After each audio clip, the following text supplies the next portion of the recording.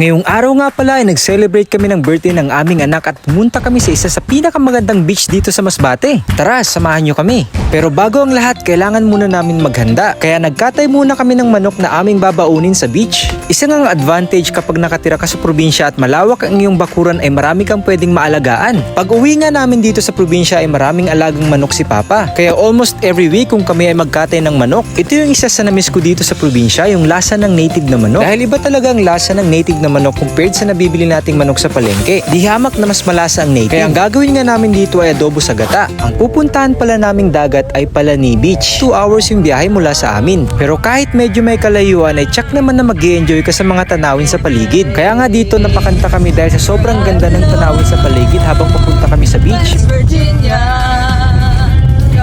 mama, take me home. Kaya sobrang sarap talaga dito mag-road trip. Hindi ka pa nakakarating sa beach pero enjoy na enjoy ka na. Kaya pagmasdan nyo yung paligid, sino hindi mag-e-enjoy dito?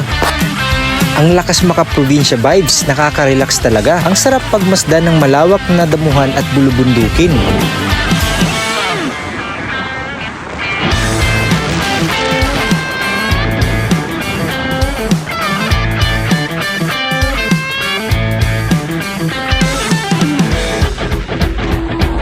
O diba para ka lang nasa ibang bansa?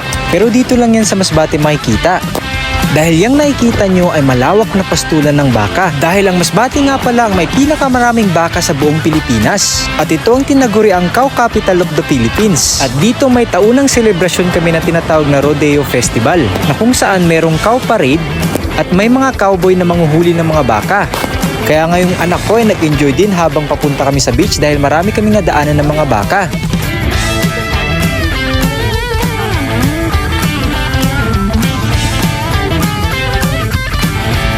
At ito na nga, nakarating na kami sa beach kung saan kami magche-check-in. Medyo hapon na nga pala kami nakarating dito, bandang alas 4 ng hapon. Pero 22 hours kami dito mag-stay kaya okay lang. Hindi rin kasi kami makapag-swimming na maayos kung darating kami na mas maaga. Dahil sobrang init ng araw sa balat. Ang start pala ng oras ng pag-check-in dito ay alas 2 ng hapon kung kukuha ka ng kwarto. At 12 PM naman ang out bukasan. At ito nga pala ang kinuha namin na kwarto. Sobrang sulit at ang ganda ng kinuha naming kwarto dahil 2,500 lang ito. 6 na kami mag-i-stay dito, 4 adults at 2 bata. O diba sobrang mura? Tara, quick tour muna tayo. Dito nga sa labas ay merong mesa na pwede nyong tambayan at pwede nyong kainan. At pagpasok nyo naman ay bubungad sa inyo ang 2 malaking kama. At merong napakagandang aesthetic na ilaw. At syempre, fully air-conditioned din pala itong room, sobrang lamig. Nagkasipon pa nga kami dahil tinodo namin yung aircon nung kami matulog dito. Tara, punta naman tayo dito sa may bandang gilid. Dito nga ay may isang malaking cabinet na kung saan pwede nyo ilagay yung mga gamit.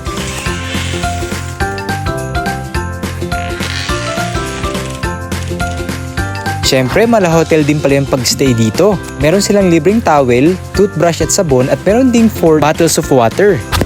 At ito pala yung kanilang CR, sobrang laki. Merong glass division na pwede mong isara kapag magsha-shower ka. At ito yung isa sa pinaka nagustuhan ko dito sa room na ito. Itong napakalaking glass window. Nakikita mo yung view sa labas at yung mga dumadaan na tao.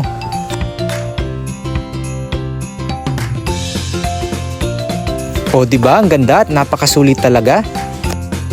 Tara, dito naman tayo sa labas mag-tour. Ang pangalan pala ng resort na ito ay Beach Park Resort, na dito matatagpuan sa Palani, Balud, Masbate. At dito nga sa labas ay merong mini playground na kung saan mag-enjoy talaga yung mga bata o chikiting kapag meron kayong kasama.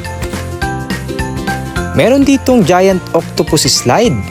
Merong monkey bars at swing para sa mga bata. At isa nga sa nagustuhan ko dito sa Palani Beach Park Resort ay meron din pala silang swimming pool bukod sa dagat na pwede mong pag-swimmingan. Kaya kung sawa ka na sa dagat mag-swimming ay pwede ka dito sa swimming pool. Meron itong mini pool na kung saan pwede mag-swimming yung mga bata para hindi malunod at malaking pool para sa mga adult. Pero separate pala yung bayad dito sa pool. Nagkakahalaga ng 150 pesos per head. Kaya may bayad yung pool nila dito dahil wala ditong entrance fee. Mga rooms and cottages lang yung babayaran mo. O diba? Sobrang sulit at ganda talaga. At ito naman yung mga cottages at beachfront view nila dito. At yung mga cottages nila dito ay nagkakahalaga ng 300 to 500 lang, sobrang mura talaga. Malayo pa nga kami sa dagat, makikita nyo naman yung buhangin, sobrang puti. Kaya yung mga anak ko enjoy na enjoy sa pagtakbo habang nagtutour kami, sobrang saya nila. Dahil ang una nga namin ginawa pagdating namin dito ay nag-ikot at nag-tour agad kami. Tiningnan namin yung ganda ng paligid. At hindi nga kami na-disappoint sa pinuntahan namin. Tiyak na mag-enjoy kami sa aming pag-stay dito. At yung mga anak ko hindi na makapaghintay mag-swimming, gusto na agad tumampisaw. Kaya maya-maya nga lamang ay nag-swimming na agad kami sa pool. Yung mga anak ko nga pala ayaw mag-swimming doon sa kiddie pool, gusto agad dito sa adult pool. Gusto kasi nila ng malawak na space para makakilos at makagalaw sila ng maayos. Meron naman silang mga salbabida kaya okay lang at kailangan lang ng bantay para safe talaga. At ang isa sa pinaka nagustuhan ko talaga dito ay pagsapit ng alas 5 ay ang manood ng sunset. Sobrang nakaka-relax pagmasdan habang palubog yung araw. Lalo na kapag nakaupo ka sa tabing dagat at merong pino at puting buhangin sa paligid. Hays, ang sarap talaga pagmasdan at nakaka-relax. At ang kagandahan nga pala dito ay wala masyadong tao at hindi crowded. Iilan nga lang pala kami nag-swimming dito kaya mag-i-enjoy ka talaga. Kaya yung mga anak ko enjoy na enjoy talaga hanggang gabi, ayaw paawat, ayaw na umahon sa pool. Kaya pinagbigyan na namin na mag-enjoy sila. Lalo na at itong anak kong to ang nagse-celebrate ng kanyang birthday. Special request niya talaga na sa beach mag-celebrate ng kanyang birthday. Kaya kahit nag-celebrate na kami ng kanyang birthday doon sa amin kasama ng kanyang mga kaibigan, pumunta pa rin kami dito sa pool or sa beach. Pangarap niya din kasi mag-photoshoot gamit yung mermaid dress or costume. Kaya hanggat kaya ay binibigay talaga namin sa aming mga anak yung mga gusto nila. Pero laging may kondisyon, kailangan nilang magpakabait at sumunod lagi sa aming mga inuutos. Dahil medyo challenging nga ang pagiging magulang lalo na sa panahon ngayon kung saan ang mga kabataan ay exposed sa gadget at teknolohiya na kung hindi talaga natin tututukan ay makaka-apekto sa kanilang pag-uugali. Anyway, after namin mag-swimming, it's time para kumain dahil medyo gutom at napagod na talaga kami sa kakalangoy. Ito nga pala yung baon namin. Ang binili lang namin dyan ay ang bangus, liempo at hotdog at halos lahat ay libre na. At pagsapit ng gabi, ito naman yung view na bubungad sa'yo sa tabi ng dagat. Sobrang nakaka-relax tumambay at magkwentuhan. Ang puti ng buhangin, walang mga tao sa paligid at ang ganda ng mga ilaw. Kaya perfect na perfect kung kayo ay magde-date dito. Kaya pagkatapos matulog ng mga bata, ito yung ginawa namin. Kinuha namin yung mga tirang pagkain nung nag-dinner kami at dinala dito sa tabing dagat. Sakto, meron din kaming camping chair na ang sarap upuan. Kaya ito rin yung nagsilbing date at bonding namin mag-asawa.